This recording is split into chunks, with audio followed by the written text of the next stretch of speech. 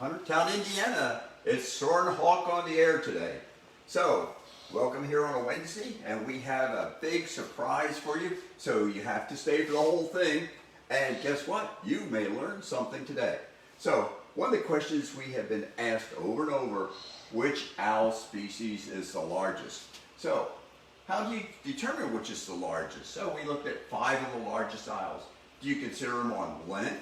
Do you consider it how long they are? Or how about weight? How fat they are or heavy? Or do you consider wingspan? You know, how long those big long wings are. So there are a lot of birds out there, but there are about 5 that are really get into what I would call the largest owls. So one that you're familiar with, of course, is the great horned owl. So great horned owl, Bubo virginianus.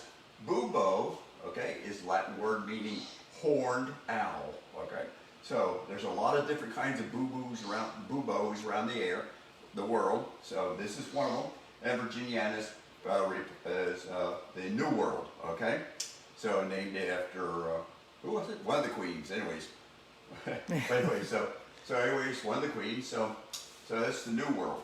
So the great horned owl, as some of you already know, has a good sized wingspan, about 4 feet long. So it's about 4 feet long, or for you guys that are into metrics, 1.2 meters.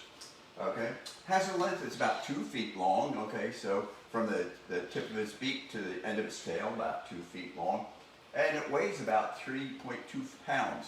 Sometimes it feels like they weigh about like 5 or 6 pounds, you know, but especially when you have them out there in your arm and you're working with them, or about 1.5 kilograms. They're only found in the Western Hemisphere. They're found all the way from Canada, the Arctic Circle, all the way down to Tierra del Fuego at the southern tip of South America. So they're widespread. And where do they live? Well, most of them live in forests, trees, you know, but it varies all over the place. Some of them are in deserts or deserts. Whoops, spell check. All right. So, but sometimes you find them in a lot of different places. You sometimes even find them in urban areas. People had them actually nesting right up there on their porch or patio, and they're very adaptive. Okay, they've adapted to us, but for the most part, they're going to be in the forest, usually where there's some big trees where they can hold that big nest that they use. And the nest, of course, that they use is they can make one themselves, but they love to steal nests. They steal nests from things like the crows, red-tailed hawks, and even here in Fort Wayne, we had a pair of great horned owls that stole a nest from some bald eagles. The bald eagles had just finished building the nest, and the owls moved in.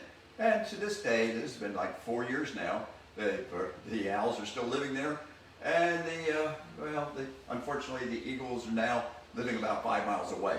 So, what do they feed on? Mostly small mammals, some birds, okay, but they'll go after ducks. And in fact, one year one of the birds that we rescued was a great horned owl that was frozen to a duck. They're both in the pond together. We were able to thaw out the owl, but we could not do anything for the duck. Well, the duck served another purpose shortly. And one of the things that surprised me is they also eat fish. They will actually go fishing. So it's not uncommon for them to go out there, grab up a fish, particularly in the wintertime. They'll get next to a water hole or a place where like a spring or something like that, and just wait there, and then when fish comes by, okay? And these guys are mostly nocturnal, even though you will see them out during the daytime, especially during baby season, when it's time, you gotta go out there and get food for them. So quite often at 4 o'clock in the afternoon, I'll see them out there working away, getting food for the kids. So this is a pretty good sized bird, 4 feet, 2 feet long, 3 pounds, good sized bird. Another one of the big birds is the snowy owl. And again, it's another bubo, even though I have never seen horns on a snowy owl. I guess his just froze off. Anyways, bubo scandinavicus, okay? In other words, Scandinavian bird, all right? That, a lot of the scientists, when they start naming things, did what they had, and that was in Europe. Wingspan is larger, okay, longer than the great horned owl, 4.8 feet, okay. And we've had some snowy owls in here, and they're fairly good sized birds. about the same length, okay, as a great horned owl, but heavier, about 4.5, 5 pounds. So they get to be a good sized bird. And their range is the Arctic tundra, so all the way around the polar region, you know, over Europe, okay, over Asia, and then back around to North America. So you'll find these guys, sometimes they come down here in the wintertime when food gets a little short up there in the Arctic region, and they'll come down and hunt for things in our area. Their habitat is primarily the tundra region, so the open areas, bogs, around lakes, things like that. And so they're out there primarily almost like farmland. You won't find them too often in the forest or riparian habitat. The food is basically small and medium rodents. So they take things like lemmings, which of course they're famous for taking, and voles, mice. They'll even go up to chipmunks. If they get down into this area, they'll find things like chipmunks or some ground squirrels, things like that. They are diurnal, all right? So you quite often see them hunting during the daytime. So, up in the Arctic regions, days are long. During the summertime, you can have 24 hours of sunshine up there. And so they're awake all, But come wintertime, it gets really dark soon, and there's not very much sunlight out there. But they do depend somewhat or mostly on seeing the critters go running across the tundra.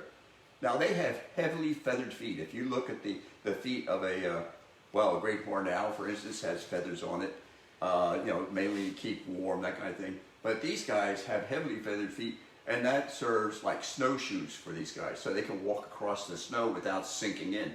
So when they go after their prey, they land, sometimes they have to walk or stand on the snow, so they have very heavily feathered feet with the feathers in between the toes or the talons. The next largest owl is the great gray owl. Now this is a Strix nebulosa, okay? And Strix means squeaking, or screaming owl, all right? To tell you the truth, I never heard a great gray owl do that. And as a matter of fact, Strixes, our barred owls are actually Strixes also. And I've never heard them do anything that sound like a squeaking mouse. So, okay. Nebulosa, meaning foggy or grayish, that kind of thing. Wingspan, much larger, 5 feet long, okay? So they really have a big, wide wingspan. And the bird itself is 3 feet long, almost, it's a full meter from head to tail. So, and where are they found? The northern hemisphere, the cold forest. So you'll find them all across the northern, Canada, over into Scandinavia, across Russia and China, and back around. So, and then back into Alaska. So you'll find them, and mainly it's where there's boreal forest. Now, up in Alaska, of course, once you get past a certain point, there is no forest. So it's basically the southern areas, but it's going to be the boreal forest where these guys are found. And they eat small mammals. Now it has the largest facial disc, okay? And that helps it direct sounds back, excuse me, into their ears, and so it gives them very sensitive hearing. They can locate prey 2 feet under the snow. So that's just amazing, and that's what they have to do. But the big thing here is got wide wingspan, long length, but they're very light. So most of this bird that you're seeing here is all feathers, and there's very little underneath, okay? So it's only 2.5 pounds. Okay. Now, one of the largest owls is Eurasian eagle owl, okay? Bubo bubo, okay? So, because he was the first one named, he got to have a double name. So, Bubo bubo. And so, wingspan can be up to 6 feet. That's a big wingspan. Length is about 2.5 feet, but he can weigh up to 8 pounds, and so it's a good heavy bird, Look at those beautiful orange eyes there, nice horns, that kind of thing, so. And again, big heavy talons, they can exert over 1,000 pounds per square inch of pressure. So, so when they grab onto something, it's not going to get away. It's found in, like I said, this is Eurasian eagle owl. So it's found in Eurasia. So from Spain all the way out to Korea, okay, north up into Russia, all through the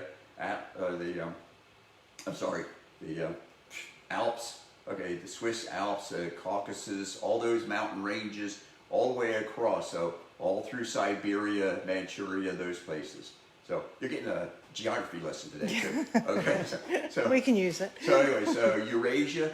Funny thing is, you don't find them in England, and you don't find them in Japan. That's a funny thing about these guys, you know.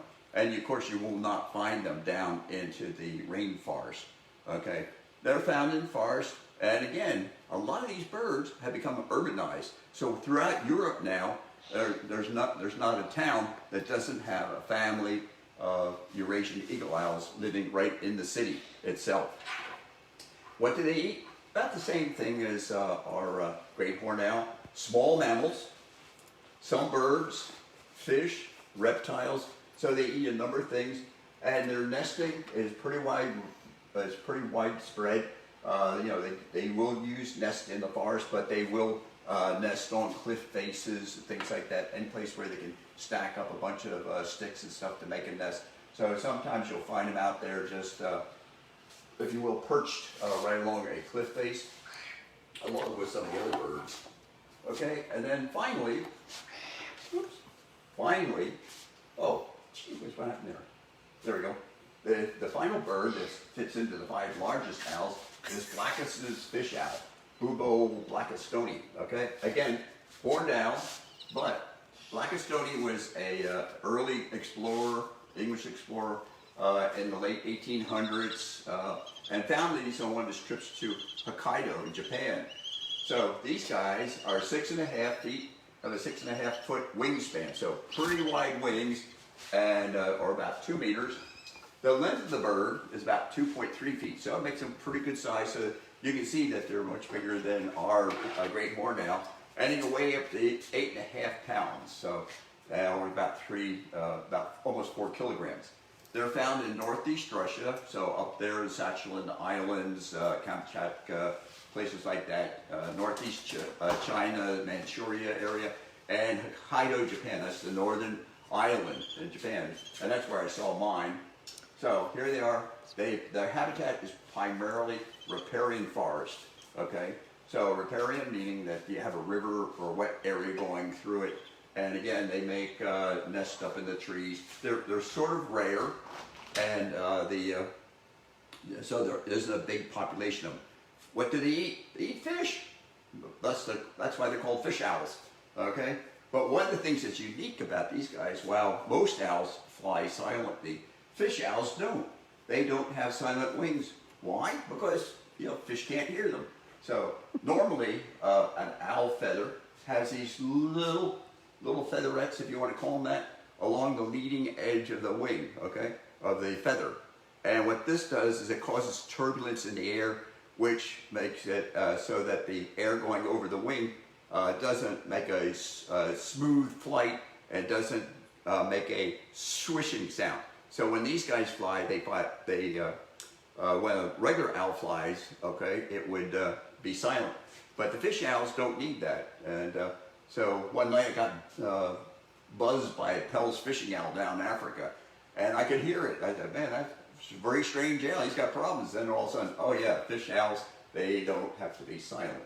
So what is the largest owl? Okay, it's up to you to judge. Okay.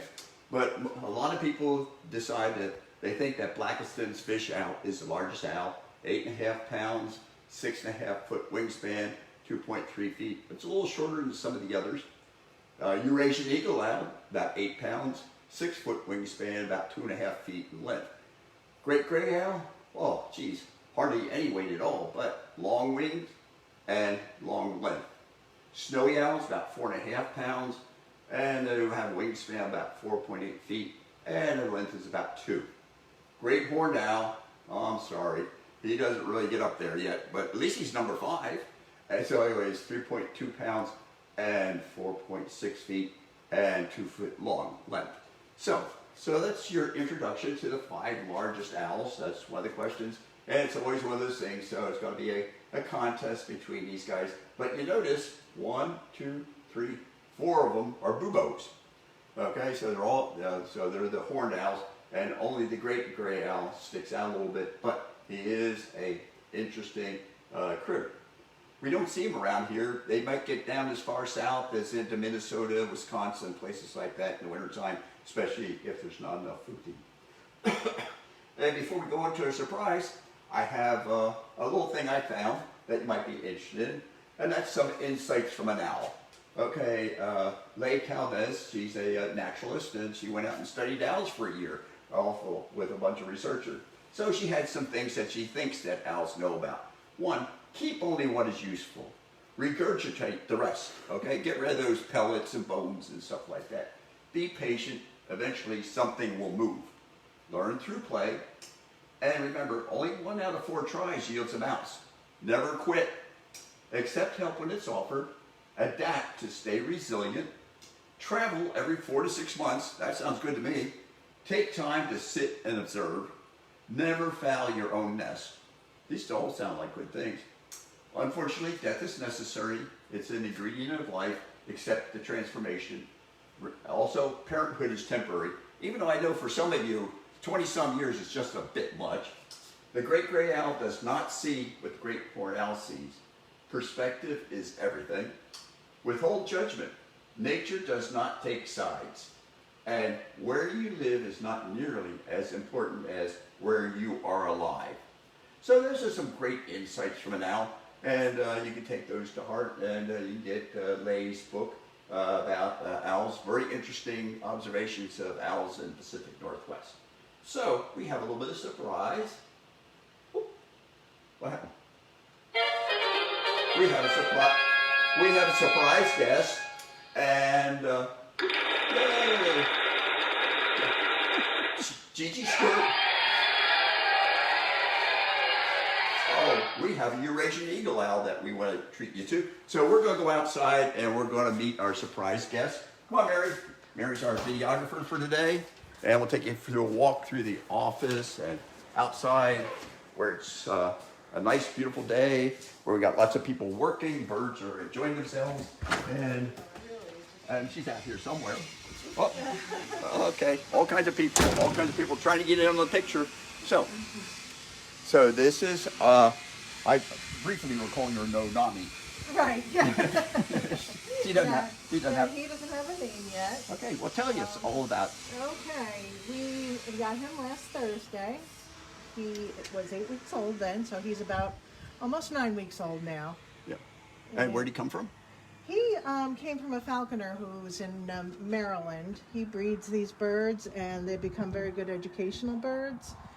We've found that captive bred birds do very well as educational birds compared to the wild birds. Owls internalize stress, so we might not notice them being stressed. So the captive bred birds do make a better educational bird, so we can educate the public on them. So we were gifted this bird by a very generous donor. We'd like to thank that person. We don't know who it is, but this is a beautiful bird for Soaring Hawk. I'm really personally excited to see him. Everybody who sees him falls in love with him and cannot believe how cute he is and how big he is. Especially those orange eyes. They are just really intense. He's a really good bird. I've been training him at my house, which has been a true pleasure for me. I can take a look at his feet in case he has a problem with his feet. I'm training him that he can have his feet looked at. We feel his keel so we can judge how well he is eating. How much does he eat? Well, he eats about 200 grams of food a day. I feed him in the morning and in the evening, and that works out to about a half a pound of food a day. So he's a growing boy. He's about, he's under 5 pounds now. He's about 4 3/4 pounds, but he's going to get bigger and probably fill out a little bit more. He has a lot of his little downy feathers still. Have you got any pellets yet? Oh gosh, yes. Them, those pellets are about the size of a kestrel. Yeah, he has some really large pellets. The first one he gave me, I was really pretty surprised to see the size of that. Um, Very interesting to see. Now he's going to be getting some ear tufts. He has. It looks like he's getting a start of one right over here. Kind of hard to tell. He still has a lot of that those downy feathers on his head. But he does not have a name yet, so Soarin Hawk's going to figure out how we will be naming him. That's one of our next projects. But right now, I've just been calling him Baby Owl. It seems to fit right now. So I understand. He sits in the office with you while you're working at the computer. Yes, yeah. I work out of my home, so he has free range in my office. I have tarps all over the place. Does he hit them? Oh, he's on the he goes on the tarps. That's true. Yeah, because they shoot down. yeah, Okay. yeah. That thankfully, yeah, everything's been going on the tarps for the most part. Have a question? Yeah, this gal tuned in late. Could you repeat what kind of owl and is he native to Indiana? Okay, he is a Eurasian eagle owl, and he is not native to the U.S. Yep. So he is from Europe and Asia, so that's the name Eurasian eagle owl. Has he bitten you yet? Bit me? Yeah. No, he nibbles. He'll nibble at me a little bit, but he doesn't. Just like a little gentle kind of thing. He's very sweet. And like I said, when I'm doing my work, he's sometimes sitting on my desk or he's playing on the ground with his enrichment toys. Yeah. So he's pretty active. He's learned how to perch 2 days ago. Okay. I have a perch in there. It's rather low. He can't really fly yet, but he's learned to get up on that perch. Took a couple of tries, but he balanced himself, and he's good to go on there. Does he do wing stretches? Yes, he does some wing stretches. He flaps his wings, and then all the newspapers I have down on the ground go flying. And he's doing what we call a little gular fluttering here. That sometimes they do when they are hot or when they're a little nervous. Yeah, they don't have sweat glands. Yes. So they have to breathe through their mouth or exhaust air through the mouth. Yeah. This is really the first time he's been out at the pens. He was here once before last week when I brought him here for the first time, and we put jesses on him. But this is his first big time out at the pens. So he's hearing a lot of different noises he's not used to. Checking things out. He's very curious about everything.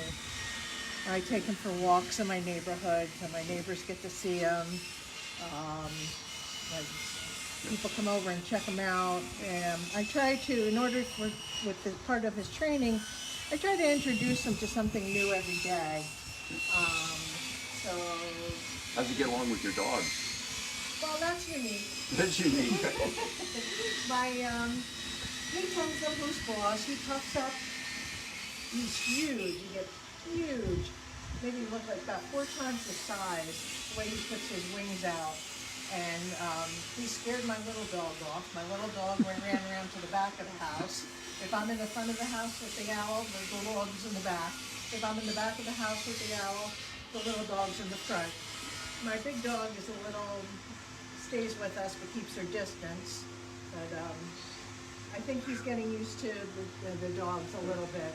My little dog, I don't think he'll ever get used to my little dog because he's hiding every time. But my dog typically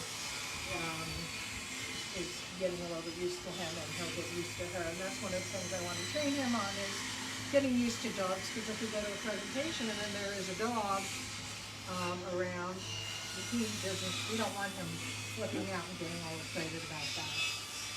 But he's a good little eater.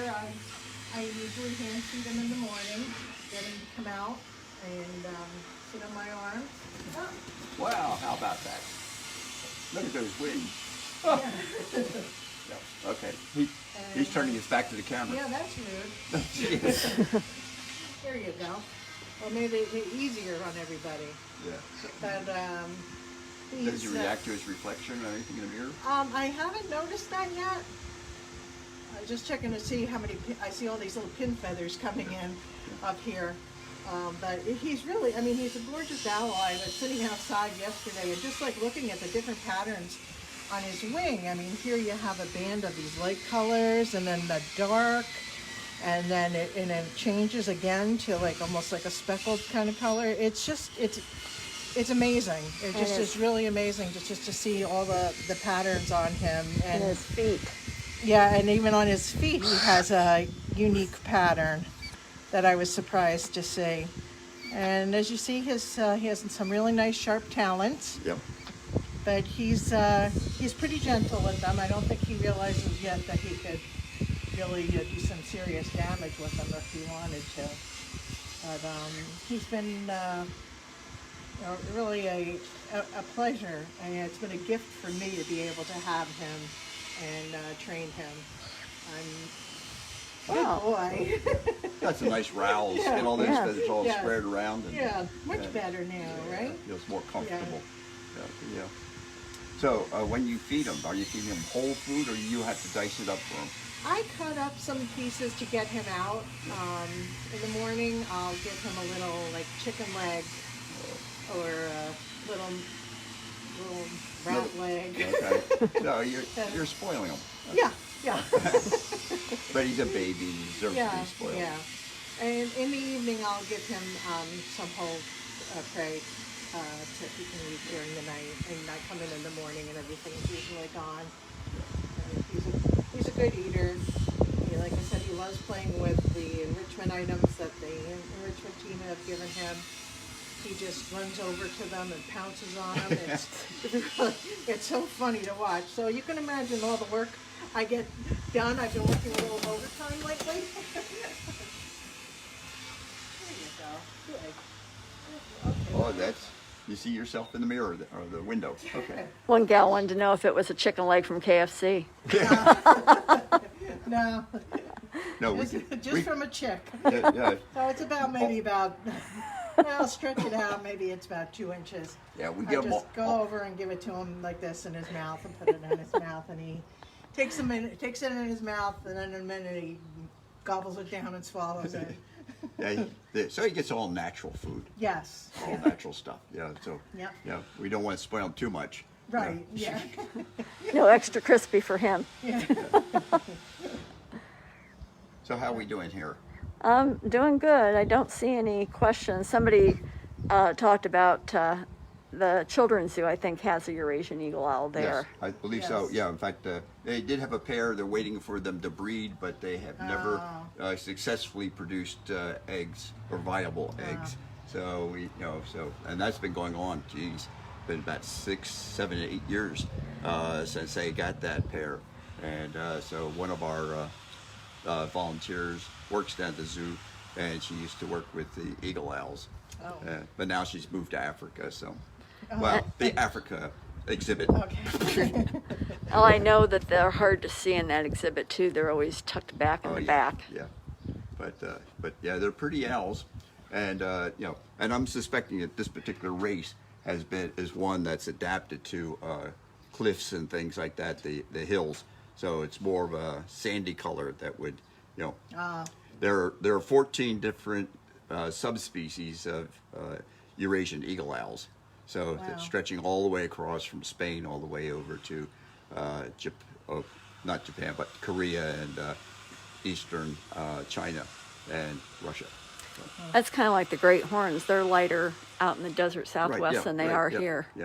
Yeah, so a lot of these different races have different colors depending upon the habitat that they live in. So I've seen short-eared owls out in the Galapagos living on the volcanic island, and they're gray. They're a dark gray, so rather than brown like these. So you get all kinds of stuff that occurs all around the world, and just when you think you've got it figured out, there's nature, and she gets in there, and she makes things work the way they're supposed to. So, Interesting. no more questions? No more Okay. questions. So this guy here will probably be coming out here within the next few weeks? Well, it depends how his training goes, I Yep. think. Yep. We'll figure it out. He's going to need a larger pen, I hear. Yeah. We, Yeah. He's Yeah, well, you don't want too big at first. You don't want him getting too rambunctious. get in trouble. Right. But by fall, he should have all his baby feathers are gone, Yes. and he should have all his nice wintry feathers coming in, and because he has to get ready, and also, probably within the next few weeks, he won't be getting hand fed anymore, except Yeah. for training. Right. And Yes. but there's going to be a lot of opportunities out there for people to see this bird. We'll be taking him around to schools and churches and community groups, and one of the fortunate things is because he is a bred bird, that we can actually take him to some of the businesses in town. So so they might see us at one of the businesses around and standing out there begging money, because those rats are not cheap. Every time you have a rat meal, that's $2.50. Jeez, they eat better than I do. So, and that doesn't include dessert, mouse dessert. Or is that a moose? Mouse moose. Okay. How are we doing on time? All right. Well, Do I have to keep no, powering? I think we're probably. I don't have my watch on, Yeah, so I my don't. watch is my gloved hand, so. I don't know. Okay. Well, anyways, for next week, we're going to go and we're going to meet the people who make all the enrichment toys for the birds. And then we're just finishing up our first aviary where the birds can fly free, where we can, let them fly and demonstrate how well they do. And that'll be finished at the end of this week. So we'll be out there. We'll have a little demonstration with one of our birds. We'll have Orion or somebody out there showing how he enjoys his nice big new, if you will, cage. But it's going to be an aviary where he can get out there and they can fly around. That's to allow the birds to really demonstrate how they can do without very much intervention from us. And then let's see, who else we got? Oh, and an appearance by Jefferson, since it's close to July 4th. So we'll have Jeff out, and we'll send off maybe some fireworks and all that. No, fireworks are not very good during the daytime, but it would be interesting. So anyways, so come back next week, and remember, you can always donate to help out birds like Nonami here, and make sure we get lots of rats for him so he can grow up to be a big, beautiful bubo, right? Bubo. Okay, and so you can go onto our website, soarinhawk.org, find out more about what we're doing, and you can take a look at our Facebook page and see other things that are going on a daily basis. And I think I'm going to sign off. Okay. Enough said, All right. right? All right, yeah. Okay. Thanks, Okay. everybody.